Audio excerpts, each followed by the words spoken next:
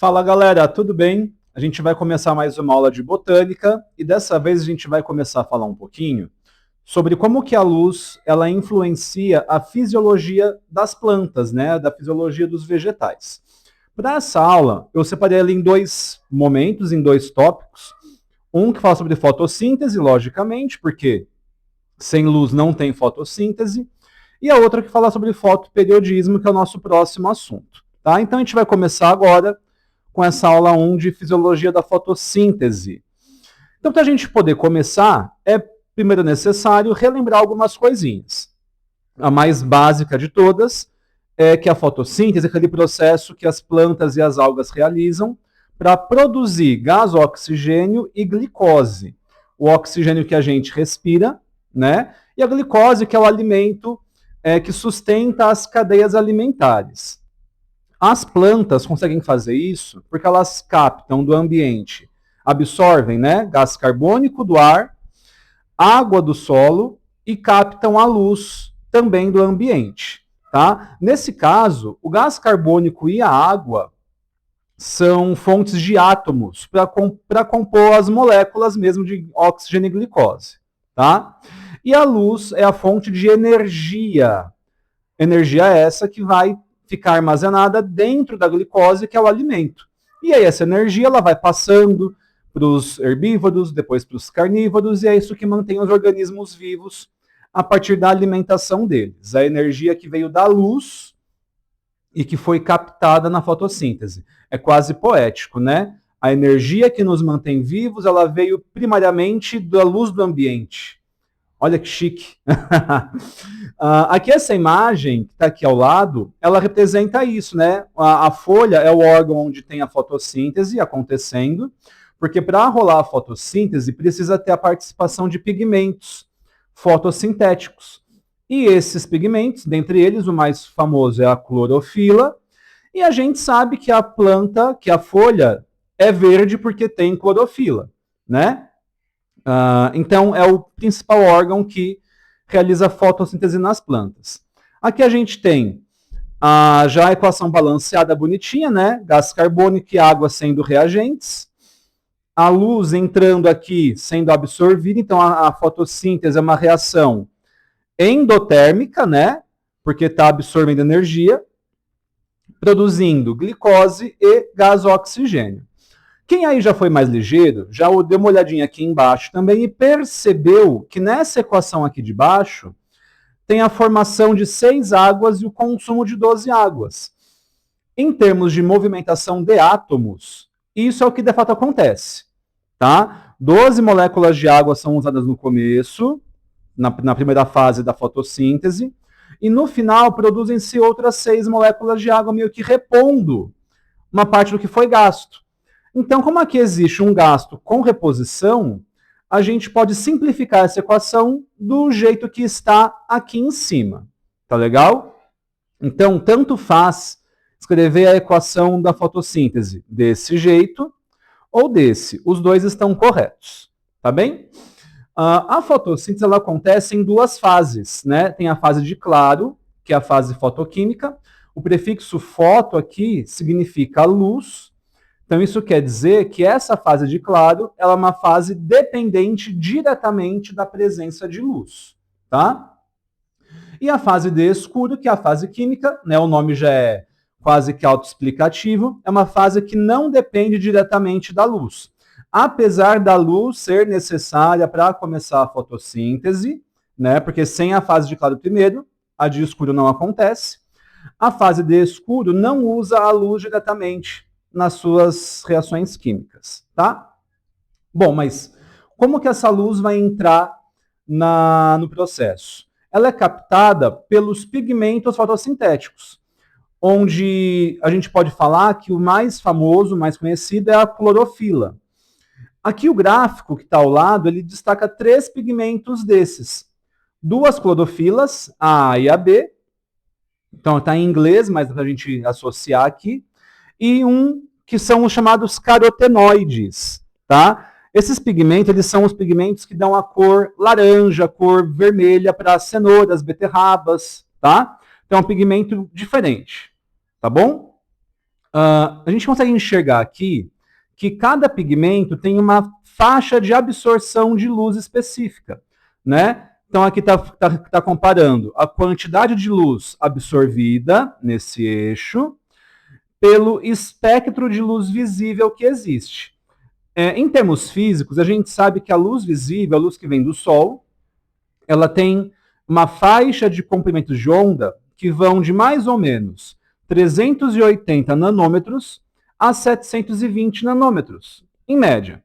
E cada faixa desse espectro de luz visível corresponde a uma cor do arco-íris, né? Então aqui a gente vê que os menores comprimentos de onda, faixa dos 400 aqui em média, são na faixa do azul, e essa cor ela vai mudando à medida que o comprimento de onda aumenta. E quando chega no maior comprimento de onda, na faixa dos 700, está na cor vermelha, tá? Por que isso aqui é importante? Porque cada pigmento ele vai ser capaz de absorver um comprimento específico dessas ondas de luz, tá? Então aqui a clorofila A, por exemplo, absorve muito bem o comprimento de 430, mais ou menos aqui, né? 420, 430. Faixa do azul. Aí cai a absorção para quase zero, e aí aumenta aqui no 680, 670, mais ou menos. A clorofila B absorve bem aqui a faixa do 470, por aqui, ó, tá vendo? Ó, a curvinha da B. Aí cai de novo, e aí sobe um pouquinho aqui. E carotenoides absorvem bem os menores comprimentos de onda, tá? E aí não absorvem nada os outros maiores aqui. Duas coisas que a gente tem que saber, na verdade, uma lembrar e a outra saber desse gráfico aqui.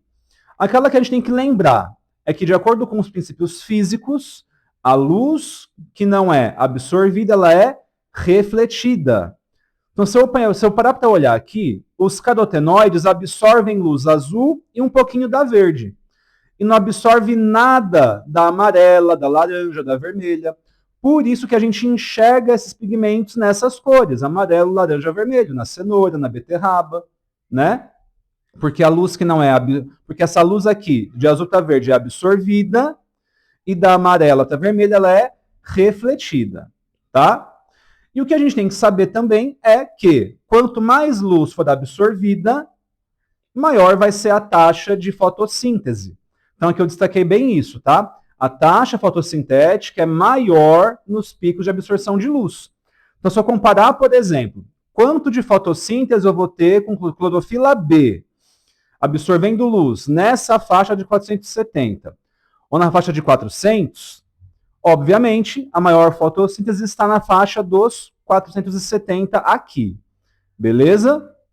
Então, esse gráfico aqui, para a gente poder associar cada pigmento ao seu melhor espectro de absorção da luz visível. Ok, pessoas? Aí aqui agora a gente vai relembrar um pouquinho dos mecanismos bioquímicos que acontecem na fotossíntese, aquelas duas etapas, né? Para a gente começar, a fase de claro, ela começa nos tilacoides, né? Só lembrando que toda a fotossíntese acontece numa organela, que é o cloroplasto, né? Então, isso aqui tudo é o cloroplasto, e toda a fotossíntese vai acontecer aqui, tá? O processo começa com a fase de claro acontecendo nos tilacoides, que são esses disquinhos empilhadinhos aqui.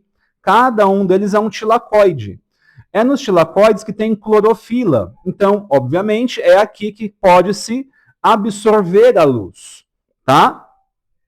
E nessa etapa, duas coisas vão acontecer. A primeira é a fotólise da água, tá? O termo fotólise significa quebra por ação da luz ou em presença de luz, né? Foto é luz, lise é quebra. Então a água, ela vai ser quebrada. Como assim quebrar a molécula de água? Separando hidrogênios do oxigênio, tá? Então, quando a molécula de água for quebrada, os átomos de oxigênio que estão na molécula de água vão formar o gás oxigênio aqui, ó. E é daqui que vem o gás que a gente respira. Então, essencialmente, o gás que vocês respiram foi feito, ou ele veio a partir da água que foi quebrada nos cloroplastos das plantas e das algas, tá? Então, o oxigênio vai virar o gás oxigênio, e aí daqui vai para o ambiente, não tem mais nenhuma utilidade, e os hidrogênios vão virar prótons H+. Vamos lembrar de química que isso aqui quer dizer que eles estão perdendo elétrons, tá? E esses elétrons, eles vão participar de uma cadeia de transferência deles que vai fazer parte desse segundo processo, que é a fotofosforilação, tá? Então, foto quer dizer luz também, e a fosforilação tem a ver com os fosfatos que vão formar o ATP. Então, o que vai acontecer? Os hidrogênios que foram liberados aqui, eles vão ser capturados, vão ser pegos pela enzima NADP. A NADP é como se fosse um Uber, tá? Ela já está lá no cloroplasto, ela só está ali esperando vagar um hidrogênio para poder pegar ele e transportá-lo. Tá legal? Então, os prótons H+, vão se juntar a NADP, formando NADPH2. Então, essa NADP aqui, ó, vai se juntar aos hidrogênios, vai formar NADPH2, aqui faltou um doisinho.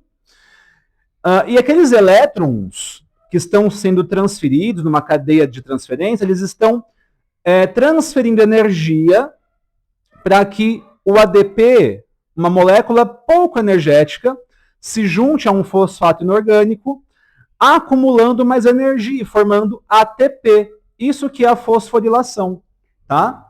Então, aqui, nessa primeira etapa, a gente tem 3 coisas sendo produzidas. O O2, que vai para o ambiente, vai cair fora depois que for fabricado, e a NADPH2, transportando hidrogênios, e o ATP formado. Tá legal? Isso tudo tem que acontecer para que a fase de escuro aconteça, tá? Essa fase, ela ocorre no estroma. Estroma é o preenchimento do cloroplasto, tá? É todo o líquido que tem dentro da organela.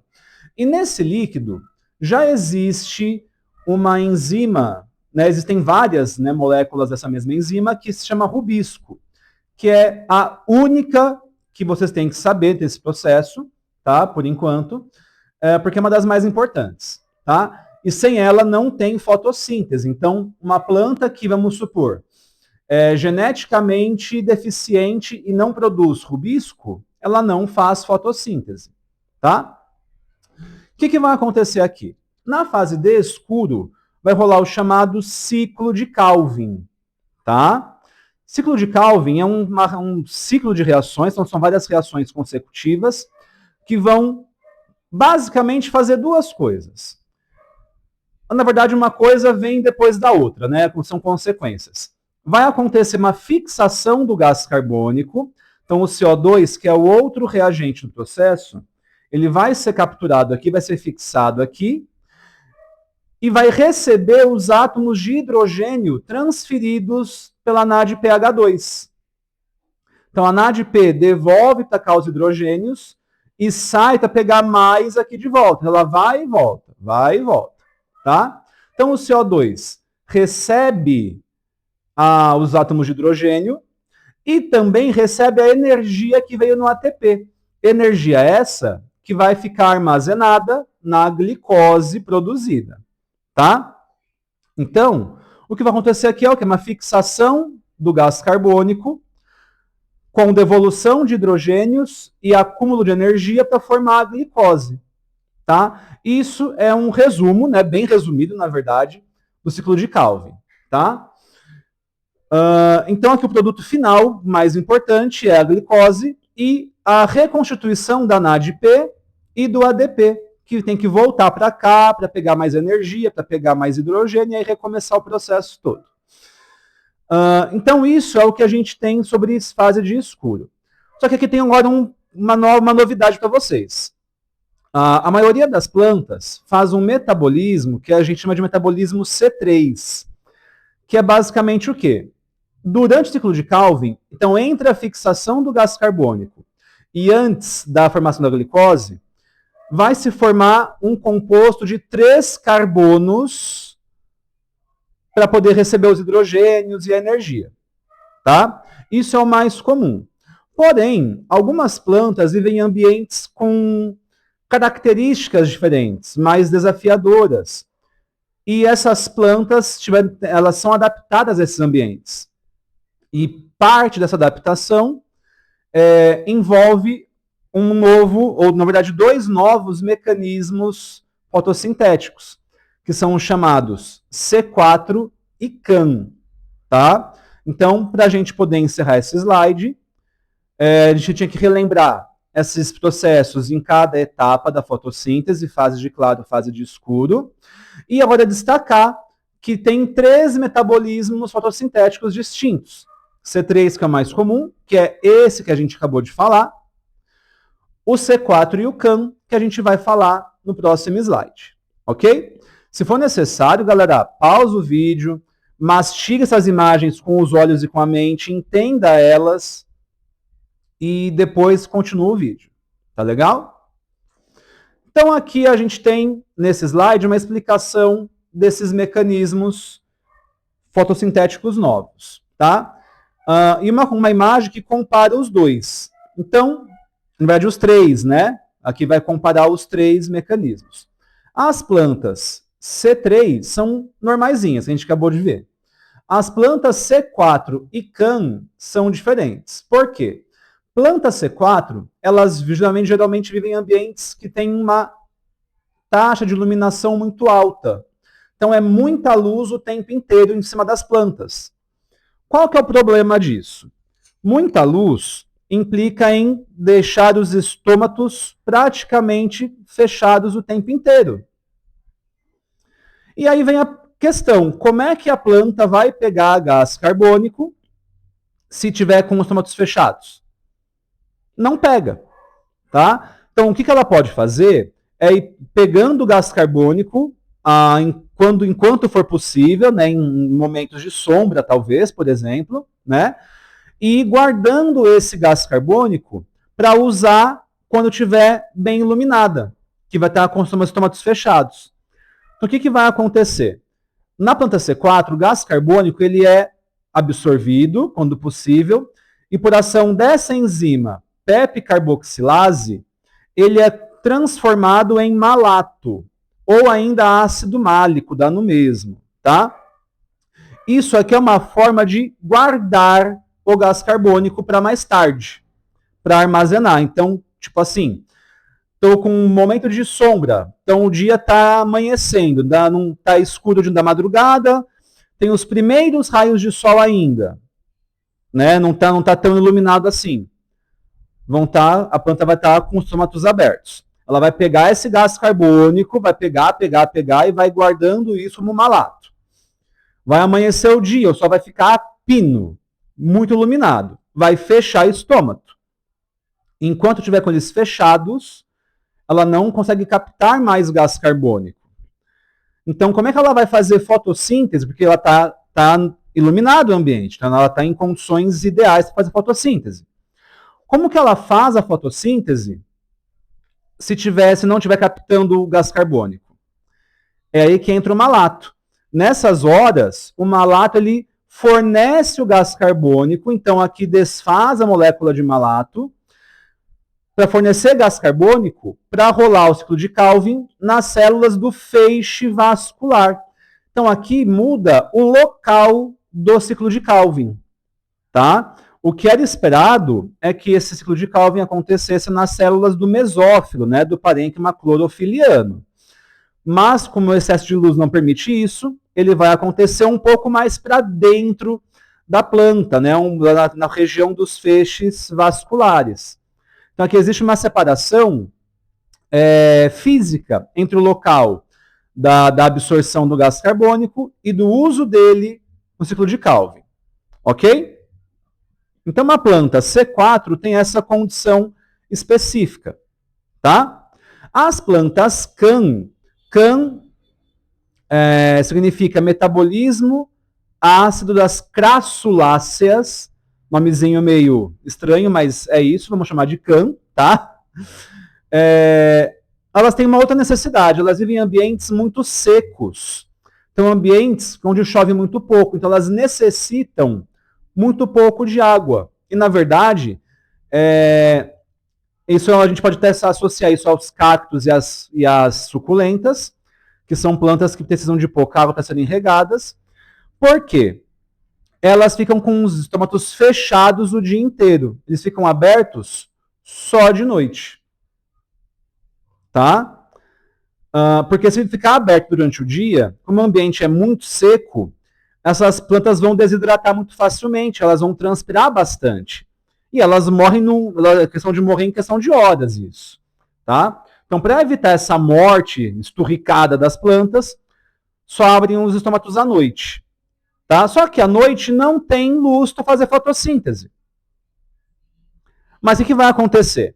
Gás carbônico vai entrar, então, à noite e, pela ação da PEP carboxilase, vai virar malato também. Então, vocês perceberam que o malato, um composto de 4 carbonos, é um reservatório de gás carbônico. É uma dispensa. Estou guardando tudo ali dentro dele.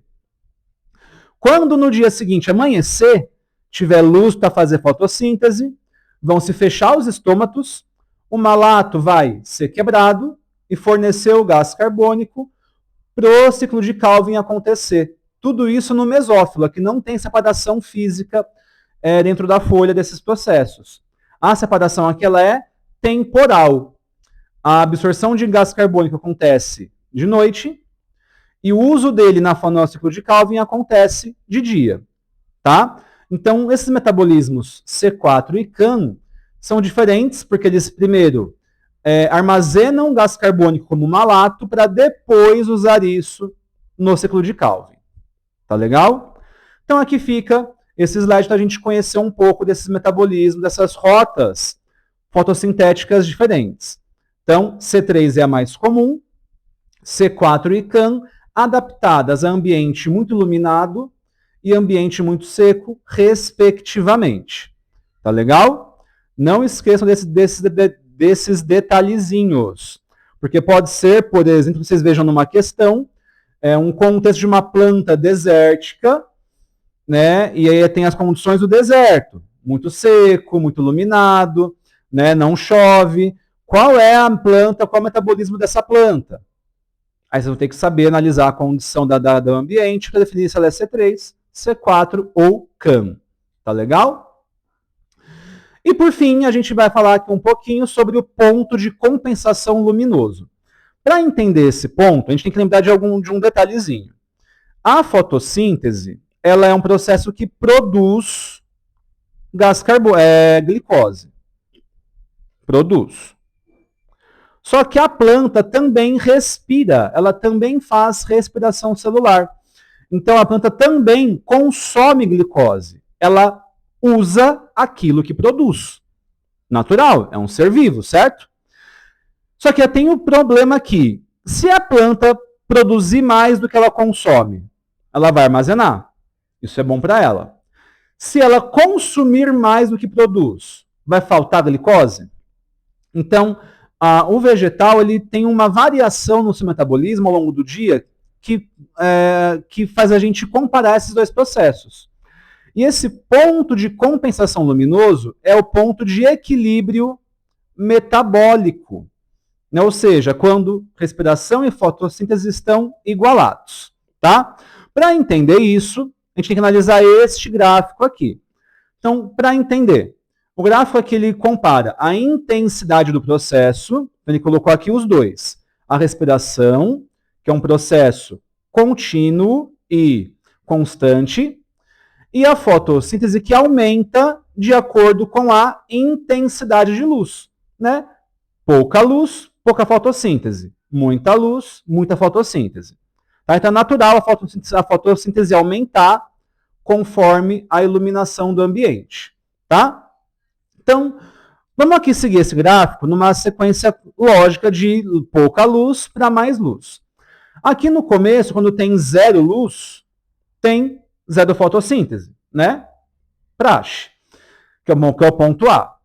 Na transição de A para B, né, entre A e B, que está ali tendo uma quantidade de luz contínua crescendo aos pouquinhos, a fotossíntese cresce também, né? Quanto mais luz vai tendo, mais fotossíntese vai acontecendo. Só que, nesse ponto aqui de A até B, a fotossíntese ainda está menor do que a respiração. Olha aqui, ó, a respiração está aqui em cima. E a fotossíntese aqui embaixo. Então, nesse processo, nesse momento, a gente tem respiração maior do que fotossíntese. Se a planta mais respira, então ela vai consumir mais glicose e produzir menos. É como se eu ganhasse 1.000 e gastasse 4.000. Tá? Se eu ganho 1.000 e gasto 4.000, de onde vem os 3.000 que estão faltando? Das minhas reservas. Então, o meu dinheiro não cresce e eu preciso gastar minhas reservas. É o que acontece com as plantas. Elas não crescem e a reserva de glicose que elas têm lá guardadinha tem que ser usada. Tá? Então, quando eu tiver menos fotossíntese e mais respiração, a planta gasta mais glicose, pega das reservas e não cresce. Aí chegou ali no meião, né, continuou aumentando a fotossíntese, e aí chegou aqui, ó, neste ponto, onde os dois processos se igualam. Eu ganho 4.000 e gasto 4.000. É o ponto de equilíbrio. Então, nesse ponto B, onde respiração é igual à fotossíntese, ele é o ponto de compensação fótico ou luminoso, tá? Aqui tanto faz como é que eu chamo, os dois estão corretos. Então, é o ponto onde a planta produz a glicose e consome toda a glicose que produziu. Não vai faltar, mas também não vai sobrar. É o equilíbrio, tá? Continuando, a luz pode continuar aumentando, né? Então, se a luz continua aumentando, a fotossíntese continua crescendo. Só que a respiração ela é constante, ela não muda, né? Então, nesse ponto, a gente tem aqui o que agora? Uma inversão. Agora a respiração ficou menor do que a fotossíntese, tá?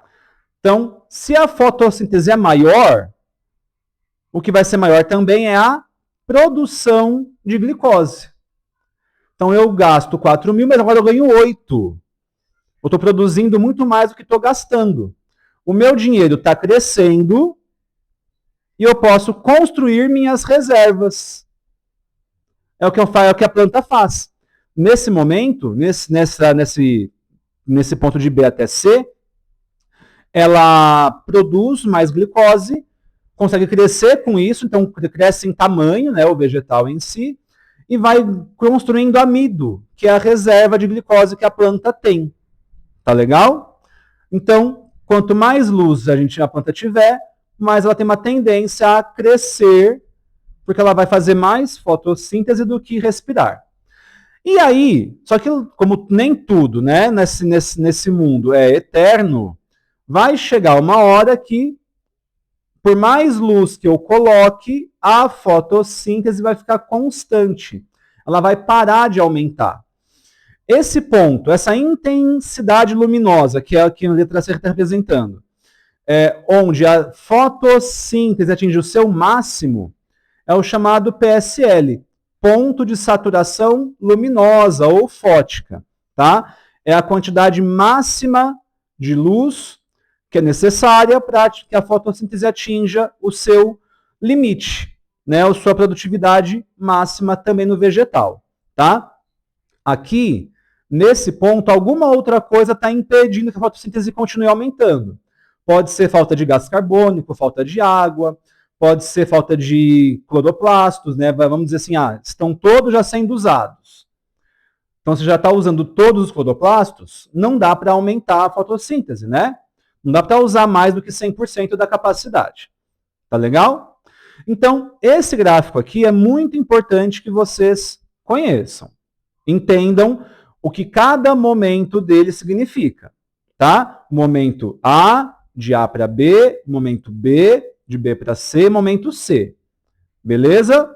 Se for necessário, pausa o vídeo, volta o vídeo, ouve de novo, mas entendam esse gráfico.